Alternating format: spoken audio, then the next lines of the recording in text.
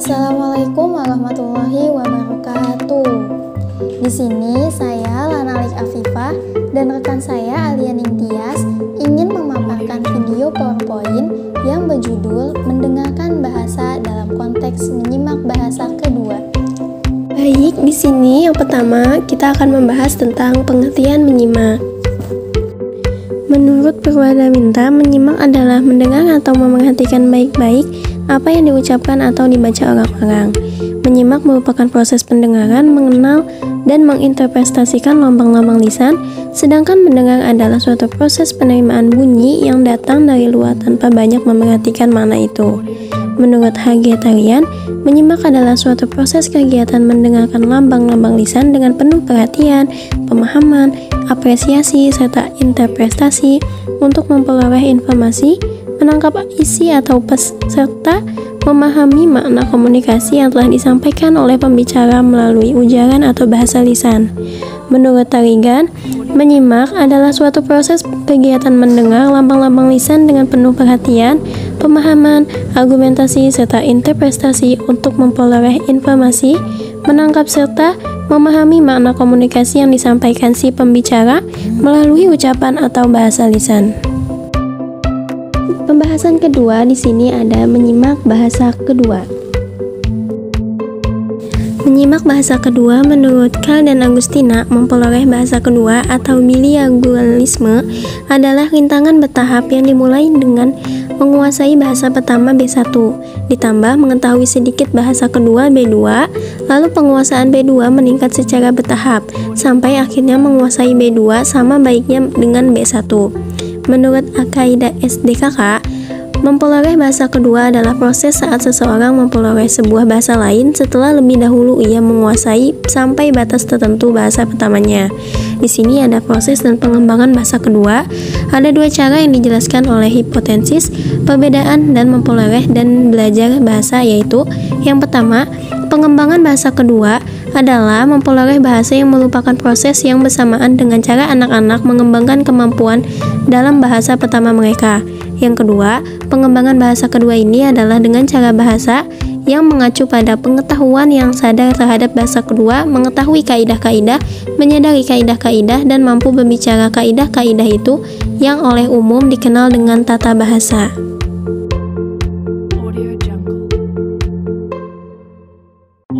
Nah, baik, di sini ada faktor-faktor yang mempengaruhi perolehan bahasa kedua. Yang pertama, faktor usia. Anak-anak tampaknya lebih mudah dalam memperoleh bahasa baru, sedangkan orang dewasa tampaknya mendapat kesulitan dalam memperoleh tingkat kemahiran bahasa kedua. Anggapan ini telah mengarahkan adanya hipotesis mengenai usia kritis atau periode kritis untuk belajar bahasa kedua. Nah, yang kedua yaitu faktor bahasa pertama. Ellis mengemukakan para pakar pembelajar bahasa kedua pada umumnya percaya bahwa bahasa pertama mempunyai pengaruh terhadap proses penguasaan bahasa kedua pembelajar, sedangkan bahasa pertama ini telah lama dianggap menjadi pengganggu di dalam proses pembelajaran bahasa kedua. Hal ini karena seseorang pembelajar secara tidak sadar atau tidak melakukan transfer unsur-unsur bahasa pertamanya ketika menggunakan bahasa kedua. Akibatnya, terjadilah yang disebut intervensi, ahli kode, campur kode, atau juga kekhilafan error. Dan yang ketiga, faktor lingkungan. Lingkungan bahasa sangat penting bagi seseorang pembelajar untuk dapat berhasil dalam mempelajari bahasa baru, bahasa kedua. Lingkungan bahasa adalah segala hal yang didengar dan dilihat oleh pembelajar sehubungan bahasa kedua yang sedang dipelajari. Selanjutnya, materi yang ketiga yaitu memahami bahasa lisan. Nah, di sini apa aja sih contoh ragam lisan itu? Yang pertama, orang berpidato. Yang kedua, memberi sambutan. Yang ketiga, diskusi perkuliahan. Dan yang terakhir, percakapan antar teman atau dalam kesempatan non-formal lainnya. Selanjutnya, di sini ada merancang tugas menyimak. Tugas menyimak. Keterampilan menyimak adalah suatu bentuk keterampilan berbahasa yang bersifat reseptif. Keterampilan menyimak baru diakui sebagai komponen utama dalam pembelajaran bahasa pada tahun 1970 yang ditandai munculnya teori Total Physical Response atau TPS dari James Asser, The Natural Approach, dan Silent Period. Ketiga teori ini menyatakan kegiatan keterampilan menyimak ialah proses psikomotorik untuk menerima gelombang suara melalui telinga dan mengirimkannya impuls-impuls tersebut ke otak. Proses tersebut merupakan suatu permulaan dari suatu proses interaktif ketika otak bereaksi terhadap impuls-impuls untuk mengirimkan sejumlah mekanisme kognitif dan afektif. Yang berbeda, strategi merupakan suatu seni merancang kegiatan proses pembelajaran. Strategi pembelajaran bahasa adalah tindakan pengajar melaksanakan rencana mengajar bahasa. Sedangkan strategi pembelajaran keterampilan menyimak adalah seni merancang tindakan pelaksanaan proses pembelajaran mengenai kemampuan menginformasikan kembali pemahamannya melalui keterampilan berbicara maupun menulis. Pembelajaran menyimak. Tujuan pembelajaran menyimak dibagi menjadi dua bagian. Yang pertama itu ada menyimak umum dan yang kedua itu ada menyimak kritis. Menyimak umum yaitu yang pertama ada mengingat rincian-rincian penting secara tepat mengenai ilmu pengetahuan khusus. Nah, yang kedua ini mendengarkan untuk mencatat gagasan utama. Yang ketiga, menjawab dan merumuskan pertanyaan-pertanyaan. Yang keempat, ada mendengar untuk alasan kesenangan dan respon emosional. Dan yang terakhir itu adalah menghubungkan materi yang diucapkan secara lisan dengan pengalaman sebelumnya. Adapun menyimak secara kritis. Nah, yang pertama ini membedakan fakta dari khayalan menurut kriteria tertentu. Dan yang kedua, membedakan pertanyaan-pertanyaan yang didukung dengan bukti-bukti yang tepat dari opini dan penilaian serta mengevaluasinya.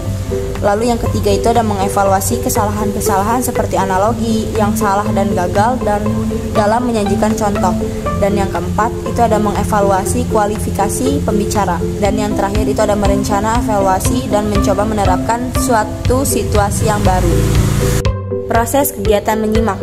Proses kegiatan menyimak menurut Bourne 1995 terdapat 8 proses dalam kegiatan menyimak, yakni yang pertama ada pendengaran, proses raw speech and menyimpan image darinya dalam short term memory.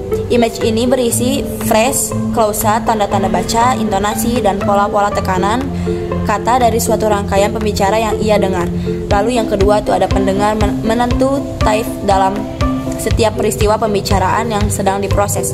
Yang ketiga itu ada pendengar mencari maksud dan tujuan pembicara dengan mempertimbangkan bentuk dan jenis pembicara, konteks dan isi.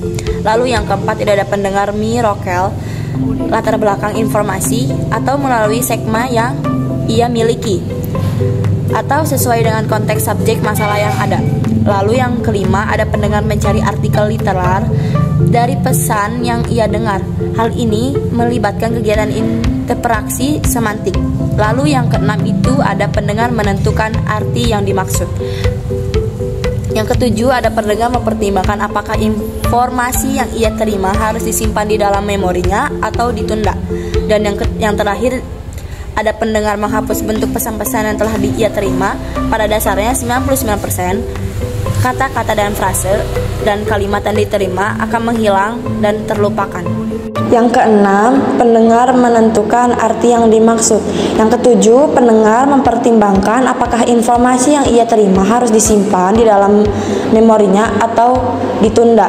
Dan yang kedelapan, pendengar menghapus bentuk-bentuk pesan yang telah ia terima. Pada dasarnya 99% kata-kata dan frase dan kalimat yang diterima akan menghilang dan terlupakan. Selanjutnya ada kegiatan menyimak menghasilkan pemahaman. Berhubung dengan pemahaman tersebut, terdapat 12 tahapan kegiatan menyimak. Yang pertama yaitu mendengarkan, yang kedua mengenangkan, yang ketiga memperhatikan, yang keempat membentuk imajinasi, yang kelima mencari simpanan masa lalu dalam gagasan, yang keenam membandingkan, yang ketujuh menguji isyarat, yang kedelapan mengodekan kembali, yang kesembilan mendapatkan makna, dan yang ke-10 memasukkan ke dalam pikiran di saat-saat mendengarkan atau menyimak. Kesimpulan, mendengarkan bahasa dalam konteks menyimak bahasa kedua adalah pentingnya kemampuan mendengarkan dalam memahami dan menggunakan bahasa kedua. Dalam konteks menyimak, kemampuan mendengarkan yang baik adalah kunci untuk memahami informasi yang disampaikan dalam bahasa yang sedang dipelajari. Mendengarkan dengan baik memungkinkan seseorang untuk menangkap detail, memahami inti pesan, dan mengidentifikasi nuansa dalam komunikasi lisan.